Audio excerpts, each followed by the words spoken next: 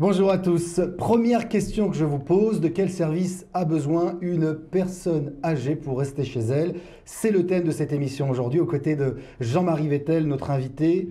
Bonjour Jean-Marie, je rappelle, Bonjour. vous êtes médecin gériatre, nous avons l'habitude de vous recevoir sur ce plateau et ensemble on s'est dit qu'il était intéressant de faire une émission sur les aides parce que évidemment le handicap d'une personne âgée évolue et ses besoins aussi.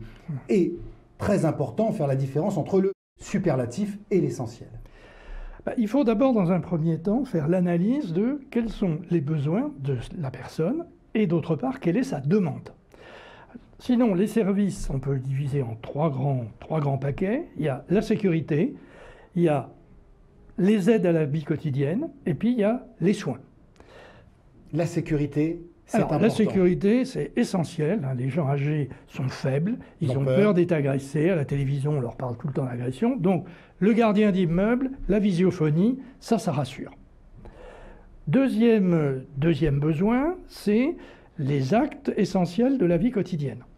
Alors, c'est là où il y a un petit recouvrement entre la mission des aides de vie, que les gens se payent, qui sont aidés éventuellement par l'APA ou par la Caisse nationale d'assurance vieillesse. Qu'est-ce que c'est l'APA? L'APA, c'est l'aide personnalisée à l'autonomie que donne le Conseil général sous conditions de ressources.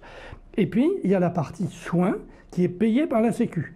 Et là, c'est les grandes toilettes pour des gens très lourdement dépendants, parce qu'une toilette très lourde ne peut pas être faite par une aide de vie, parce que ce n'est pas dans ses missions ni dans sa formation.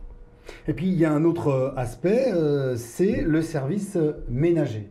Alors le service ménager, ça c'est des heures de femme de ménage pour faire tout ce qui est autour de la personne, les carreaux, le ménage, faire des achats, l'aider à préparer sa cuisine et ses repas. Tout ça, c'est des missions non sanitaires. Est-ce que si j'ose le dire comme ça, tout ça c'est bien, ce sont des services. Mais quelle est la particularité d'un bon fonctionnement de l'ensemble de ces services? Est-ce que ce n'est pas finalement le lien social, la communication? Alors, il y a deux choses. Pour que ça fonctionne bien, d'abord, il faut qu'on ait fait une bonne analyse des besoins. Bon. Et puis, deuxièmement, les gens ne viennent pas apporter seulement le service, mais ils apportent aussi du relationnel. Quand on a un portage des repas, par exemple, on ne vient pas entrouvrir la porte et donner la gamelle, mais on en profite pour parler à la personne âgée. L'aide-soignante, elle va parler à la personne âgée. L'aide de vie, elle va parler à la personne âgée. Et ça, c'est la fonction essentielle. Et puis, il y a un autre point aussi qu'il ne faut pas oublier, c'est qu'on va avoir des interventions d'équipe dans le temps sur des moments très concentrés. Mais le problème, c'est dans les trous. Qui va intervenir?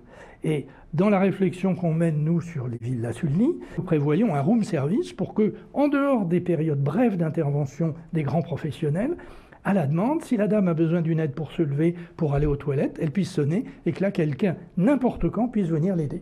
Je rappelle, les villas Sully proposées par le groupe GDP Vendôme. Dernière question, tout ça, ça a un coût. Donc j'imagine que toutes les personnes âgées n'ont pas les moyens de s'offrir tous ces services. Alors, il faut bien comprendre que dès qu'on est dans le sanitaire, c'est-à-dire les infirmières ou les aides-soignantes, c'est sur ordonnance médicale et c'est remboursé par l'assurance maladie. Dès qu'on est dans le médico-social, que font les aides de vie, là, c'est pris en charge, en partie, sous conditions de ressources, par l'aide personnalisée à l'autonomie pour les dépendances relativement lourdes, et par la Caisse nationale d'assurance vieillesse pour ce qu'on appelle les GIR 5 et 6 qui mesurent la perte d'autonomie qui est moins importante. Donc les gens vont payer de leur poche et puis ils vont avoir, en fonction de leurs ressources personnelles, des aides de l'État. Donc pour avoir ces aides-là, le mieux c'est d'aller se renseigner dans sa mairie, si j'ai bien compris. Mairie, conseil général ou bien le CLIC, ça s'appelle comme ça, c'est un centre d'information qu'il y a maintenant dans pratiquement toutes les villes, mais la mairie vous donnera les coordonnées et le conseil général vous donneront les coordonnées de ces structures. Merci beaucoup Jean-Marie Vettel d'avoir répondu à toutes ces questions. Quant à nous, on se donne rendez-vous dans une autre émission avec un autre thème évidemment. Merci à vous tous et à très bientôt. Au revoir.